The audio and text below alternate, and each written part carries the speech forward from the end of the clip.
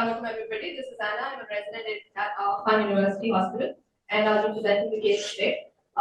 So we had a 54-year-old male patient who is also a known case of asthma, who came to us with a progressive history of worsening shortness of breath since 2019. Along with this, recently he's been having episodes of near syncope and palpitations. Previously, because of his other workup, there was an echo we had showed severe LVH, grade 3 diastolic dysfunction. There was a query of hypertrophic cardiomyopathy. With us, his vitals were within the normal range. His examination was otherwise. So on this one, we can see that the area seems to be dilated. There seems to be concentric hypertrophy of the ventricles, but LC systolic function looks to be all right. Valve movements are also all right.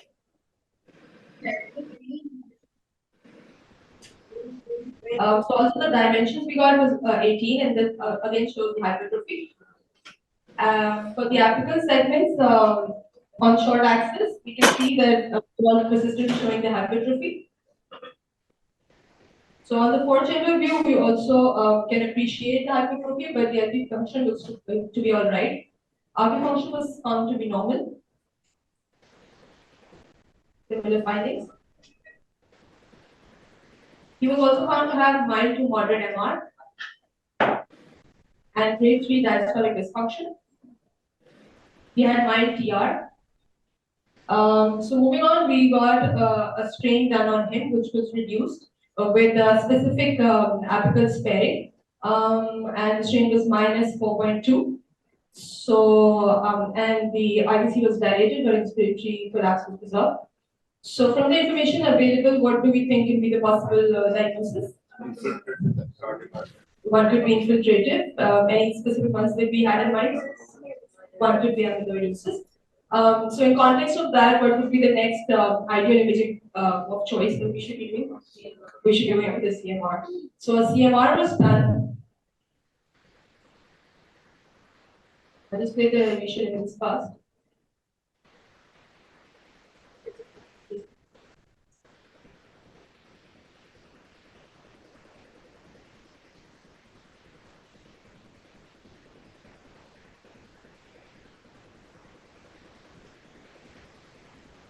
Similar findings, we can observe the hypertrophy. But there is also hypertrophy of the right ventricle, and that was also observed on transthoracic echography after पिछली images देखिए. लेकिन IV looks okay here. So moving on to the T1 and T2 mapping, for the myocardial T1 value was about 1,175, which was elevated, and T2 value was also 63.5, which was also elevated. And the T1 value at the septum is very high, 1256. So both are high. So these are the early CAD images then, and we can see that there is no thrombus and no hypoenhancement. And then for the late CAD images, we can see that there was diffuse hyperenhancement in the LV. There was no possibility of nulling the myocardium at any point. So all of these findings are strongly suggestive of. So basically, based on these findings, the cardiac amyloid diagnosis was made, and now the issue is that which kind of amyloid is that? So yeah. Yeah. So we had involved a rheumatologist, immunologist as well, and we got further workup done on this patient. His CBC was within baseline normal, and his serum protein electrophoresis had shown a very high serum free lambda light chain, which was 51, and the upper limit for that is 27. So then again, the diagnosis was made.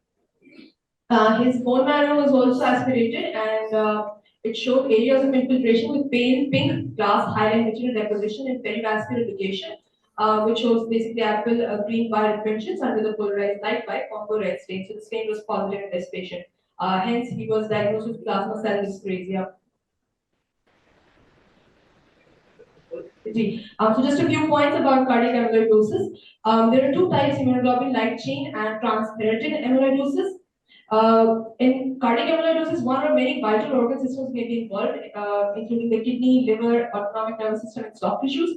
Heart is frequently affected, and sometimes can be the only organ that presents with this.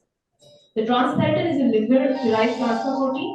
The prognosis of cardiac transthyretin amyloidosis is better than cardiac light chain amyloidosis. There are two main types: wild type transthyretin and hereditary transthyretin amyloidosis. So in the wild type, it is referred to as senile systemic amyloidosis. It usually presents later in life, and the wild type also has a strong male predominance.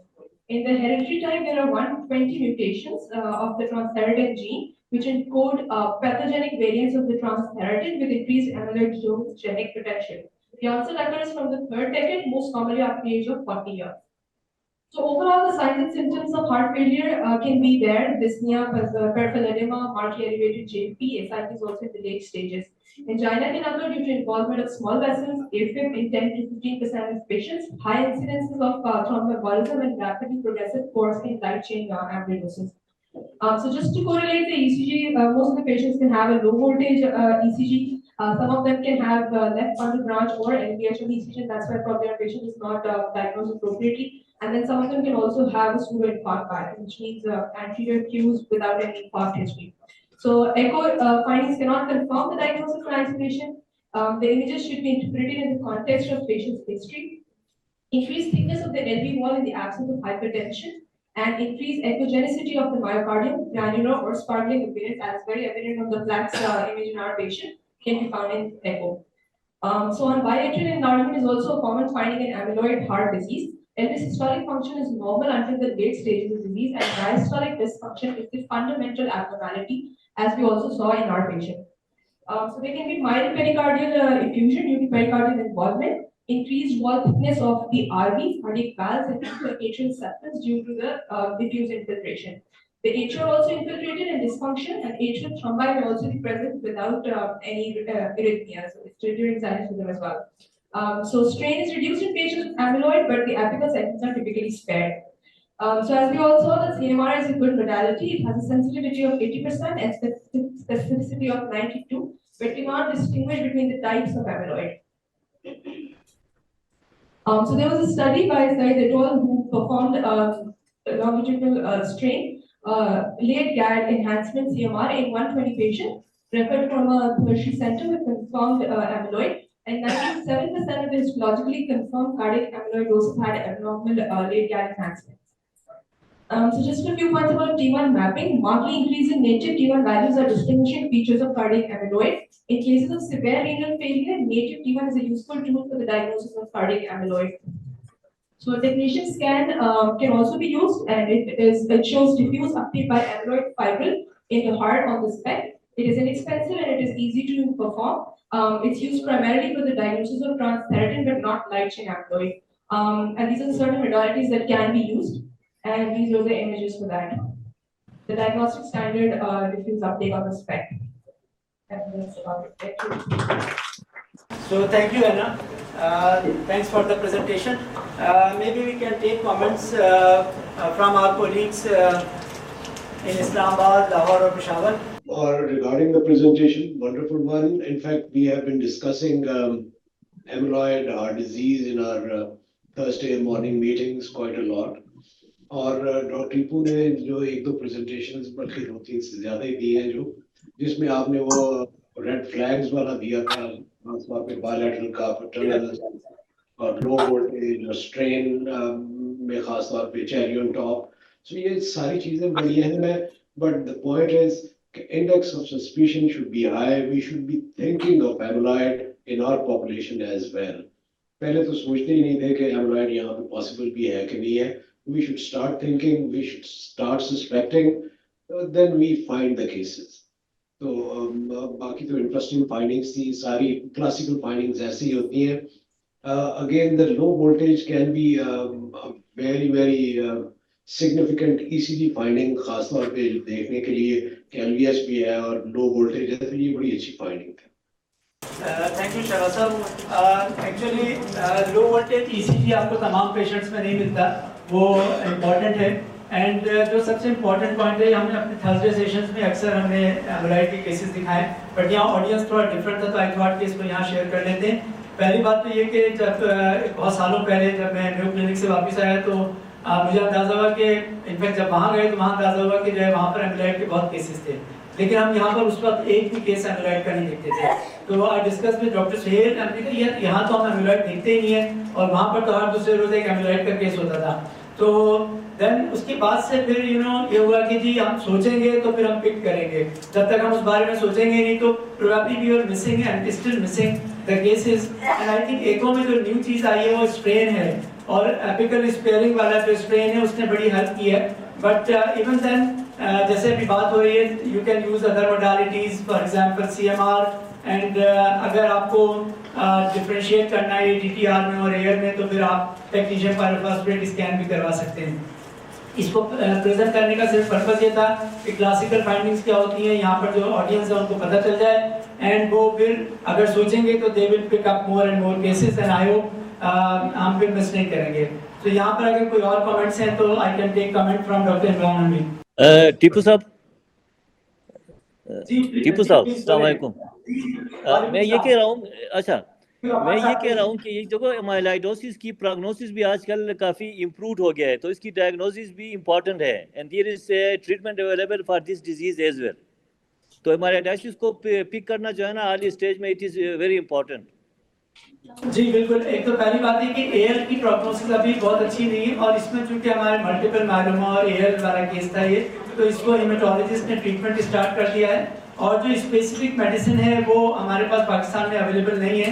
और जो important आपका point है कि अगर हम early pick करेंगे तो prognosis would be better, और डेफिनेटली नए ट्रीटमेंट आ रहे हैं, लेकिन वो अभी आज की प्रेजेंटेशन का स्कोप नहीं था, तो इसलिए उसको यहाँ पर डिस्कस नहीं किया है। Thank you very much. Maybe we can take the comment from Dr. Imran Amin.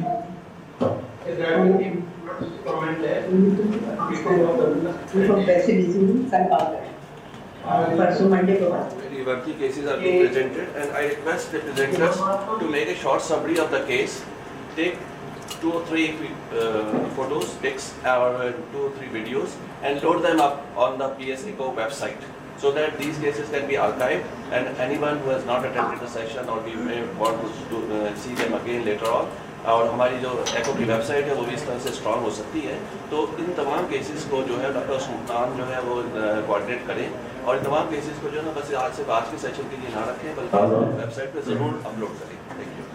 I think doctor Imran का पॉइंट बहुत वैलिड है कि जो है ना, डॉक्टर इमरान का पॉइंट बहुत वैलिड है कि हम इसको जो है वेबसाइट पे डाल दें एको की, and I think because Imran जो है पाकिस्तान सोसाइटी ऑफ एको की वेबसाइट को देखते हैं, तो I think would request him कि हम अपने केसेस जो प्रेजेंट कर रहे हैं उनको शेयर कर लें, और फिर वो उसको वहाँ डाल दें। अयूब साहब आप कुछ कह रहे थे, I am sorry, please.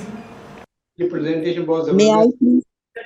Ji doctor सुल्तान, पहले अयूब साहब से कमेंट ले रहे थे आप जी, कि हम आमतौर पे एक डिजीज को जब डायग्नोज कर लेते हैं तो हम और किसी डिजीज के बारे में नहीं सोचते, जबकि ये क्वाइट पॉसिबल है कि एक से ज्यादा डिजीज हो। जैसे हमारे एल्डरली पेशेंट्स होते हैं, अक्सर वो किसी का कैबेज हुआ, किसी की पीसीआई हुई है, हम सबको कॉर्नरी आर्टरी डिजीज है, इवन एओर्टिक वाल्व डिजीज है, डिफरेंट तरह की डिजीजेस हो सकती हैं, लेकिन उसके साथ ही अमाइलोइडोसिस भी हो सकता है। तो ऐसे कई पेशेंट होते हैं जिसमें हमने रिवैस्कुलराइज किया होता है, लेकिन पेशेंट का एलवी फंक्शन नीचे जा रहा होता है, patient continuous heart failure symptoms होते हैं। तो ऐसे पेशेंट में हमें अपना माइंड ओपन रखना चाहिए, और ऐसी एंटिटीज लाइक अमाइलोइडोसिस के बारे में सोचना चाहिए कि ग्राफ्ट तो पेटेंट है, वेसल्स पेटेंट है, but still LV function is going down, और तो सीसी अब कंटिन्यूसली है, तो इसलिए हमें ये ऐसी डायग्नोसिस को भी कंसिडर करना चाहिए।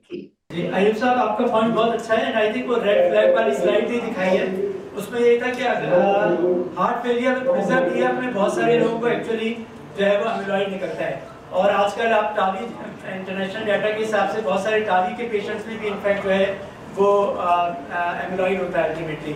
तो यहाँ पर आई थिंक हम कमेंट्स और नहीं लेते,